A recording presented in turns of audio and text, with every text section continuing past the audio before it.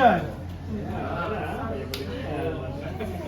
Guys, Kuya Rex pala, Kuya Rex, mga kaibigan ko, si Bryce, Olivie, Marco, Ashley, Sean, Shan, Steph. Okay naman?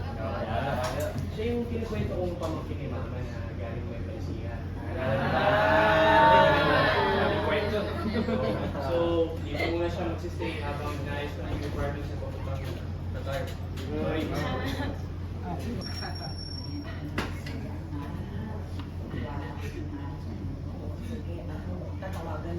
May deadline ba yun?